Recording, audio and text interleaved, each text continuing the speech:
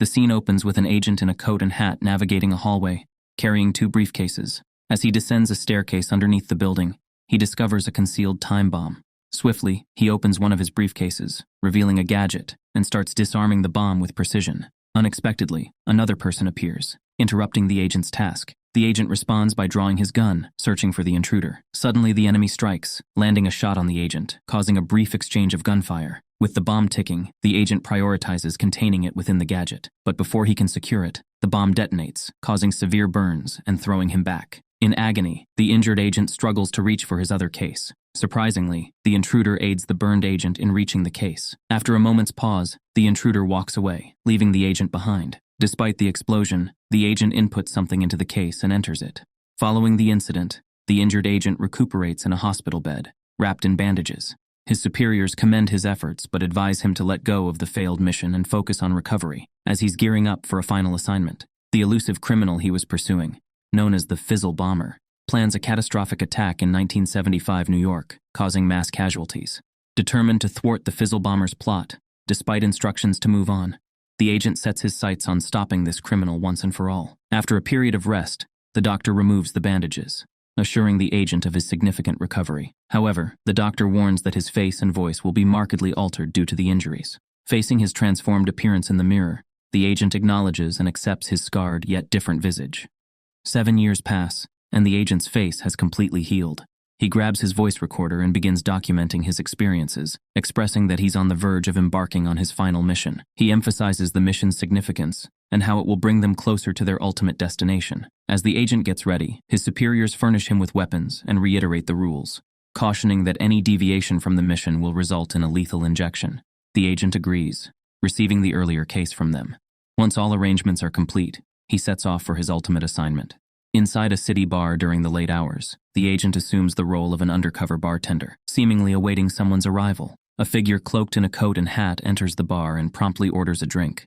The bartender discreetly engages in conversation while serving the individual. They briefly discuss the k4ll bomber before shifting to another topic. The newcomer discloses himself as a writer, an unwed mother, crafting confessional tales for a living. The bartender is aware of the writer's work and shows one of the magazines he reads. Surprised that a bartender not fitting the typical reader profile is familiar with his content, the writer dismisses the worth of his own writings. The bartender admits occasionally turning to these magazines for insights into a woman's viewpoint and is intrigued by a man knowing it. The writer reveals that he was once a girl, leaving the bartender astonished. However, before delving deeper into the matter, the writer begins narrating his life story. It all commenced on September 13, 1945, when he entered this world, abandoned and left at the doorstep of an orphanage. The orphanage took him in and bestowed upon him the name Jane. Growing up, Jane harbored a fascination with outer space, yearning for the parental care that other children seemed to possess. Perplexed about why his parents deserted him, Jane grappled with feelings of unworthiness, pondering if he was at fault for their abandonment. As time passed, Jane sensed a distinctness within. More self-aware and inquisitive than the other girls at the orphanage, Jane made a solemn vow to offer her future children a genuine family, unlike her own upbringing. Thus, she diverted her focus to learning combat skills, surpassing even the boys in strength, and excelling as the brightest in her class. Jane adored mathematics and science, effortlessly mastering these subjects. However, her peers found her odd, leading Jane to resent herself for being different, recognizing that her uniqueness made adoption highly improbable. Resigned to the notion that she would never be someone's daughter or wife, Jane neared graduation when she encountered Mr. Robertson. He sought young women like Jane for a government job in an organization called Space Corp, centered on space exploration.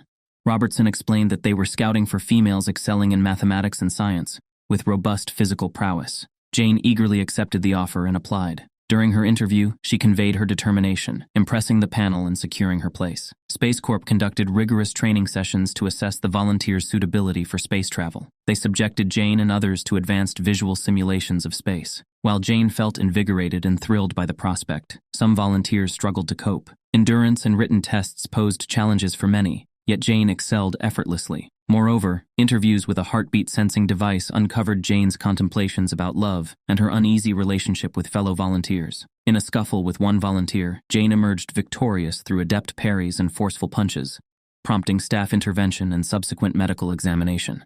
Outside, a doctor handed Robertson a report outlining something unique about Jane's physiology. the doctor discreetly disclosed to Robertson that a particular aspect of Jane's condition would disqualify her. But Robertson, intent on protecting Jane, instructed the doctor not to inform her and assured he'd handle it. Consequently, Jane found herself disqualified without understanding the reason. While gathering her belongings, Robertson approached her, and Jane explained that she merely defended herself. Assuring Jane of his efforts to reinstate her, Robertson's promises left her skeptical, prompting her to seek alternative means of livelihood. She toiled as a household aide during the day, serving a modest family by managing their chores. During her leisure time, Jane discovered confession story magazines, becoming engrossed in reading them. In the evenings, Jane attended etiquette classes but struggled to adapt. It was during this time that Jane encountered the man who would transform her life. On a rainy night, a chance encounter led Jane to collide with a man. After apologizing, Jane inquired if he was lost, to which he replied, stating he awaited someone.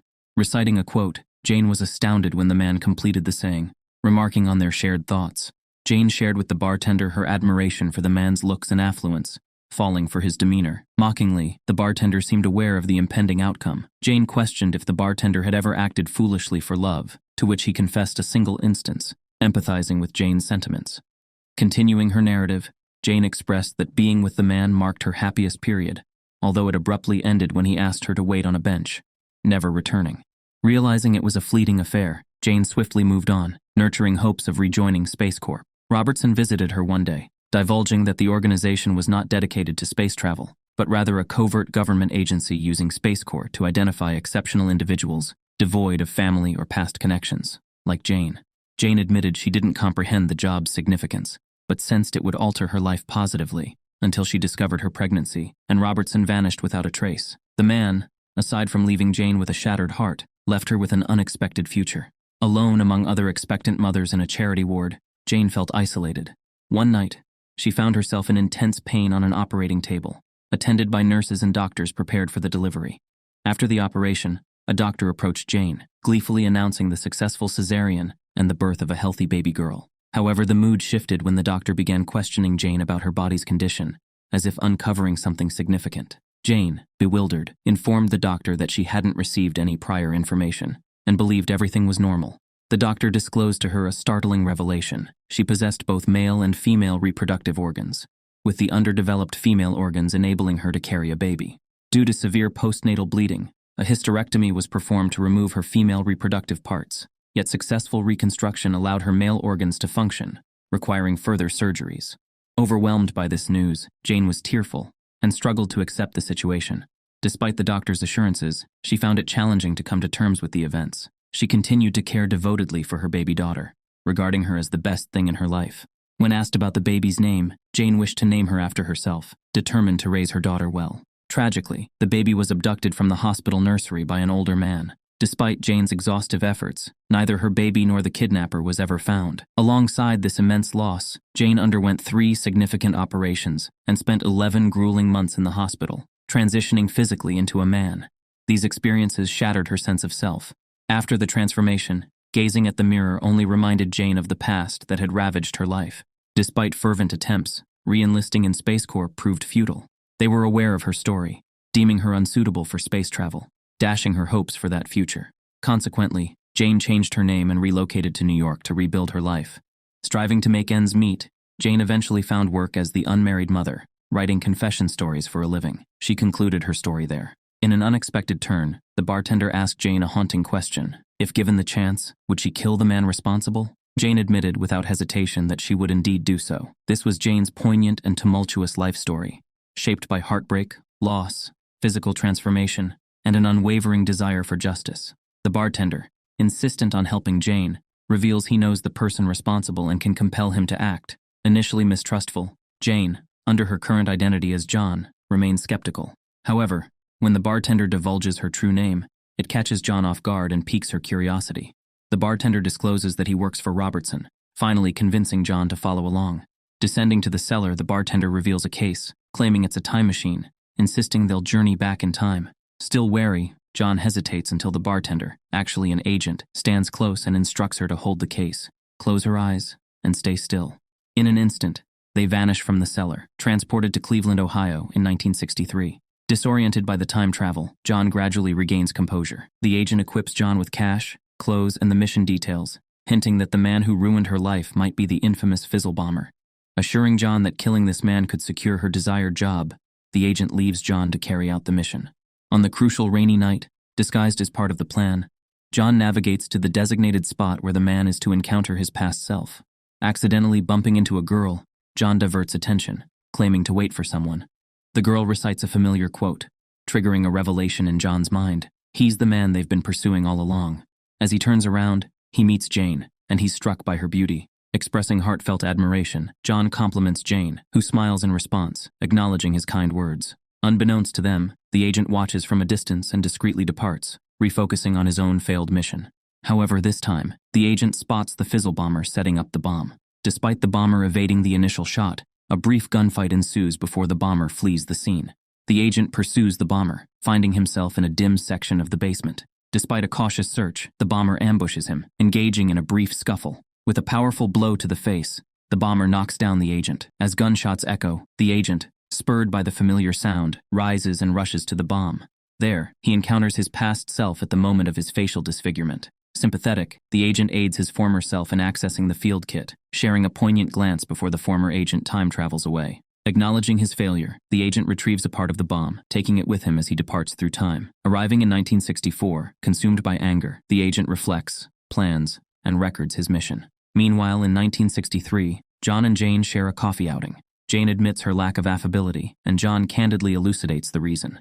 Surprised by their similar outlooks of feeling superior, Jane questions what makes John feel superior, to which he whimsically claims the ability to read minds. Prompted by Jane's curiosity, John begins recounting truths about her life, struggles, and thoughts on love. Initially in denial, Jane gradually falls for John as he sympathizes with her experiences, forming a deep connection. Their conversation evolves, leading to an intimate moment between them. Back in the hospital hallway, the agent encounters Robertson. Presenting a piece of the bomb, the agent acknowledges making an unauthorized jump. Surprisingly, Robertson tolerates this, advocating for flexibility among agents to save more lives. Expressing hesitation about the next task, the agent worries about inflicting pain on Jane. Robertson elucidates the mission's importance, preserving an agent generated by a predestination paradox, someone devoid of lineage or history, akin to John. Assuring the agent of the righteousness of his actions, Robertson departs, leaving the agent to grapple with the weight of his mission. The nurse exits the ward, allowing the agent to take Jane's baby.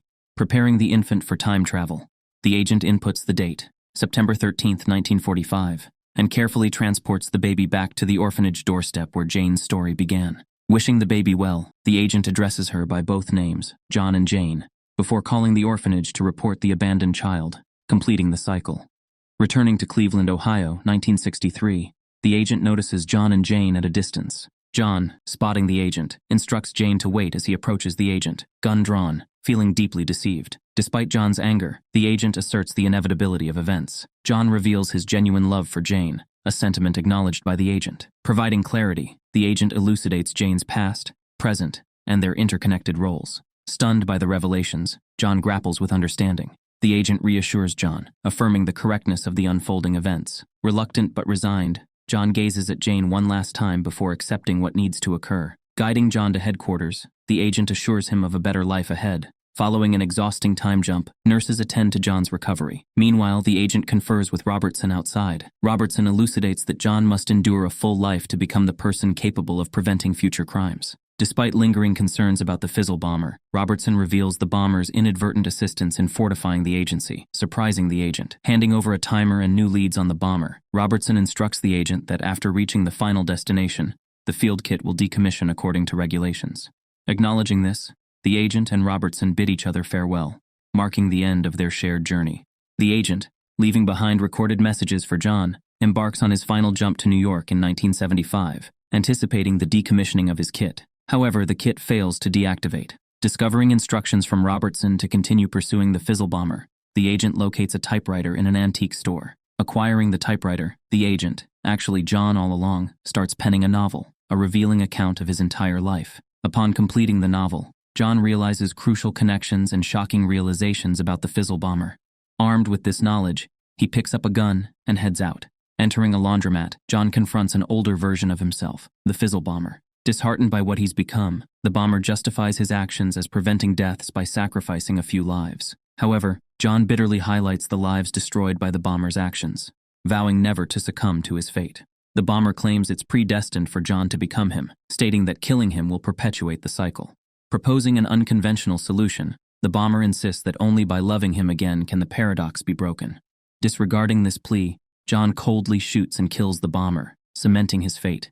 Everything aligns, a cyclical paradox interweaving the baby, young Jane, adult John, the unmarried mother, the enigmatic lover, and the agent, all facets of the same predestined individual. As the newly recruited Agent John turns the page in his preordained life, the time for decommissioned John to execute his next predestined move approaches. The paradox persists, continuing in an unending loop.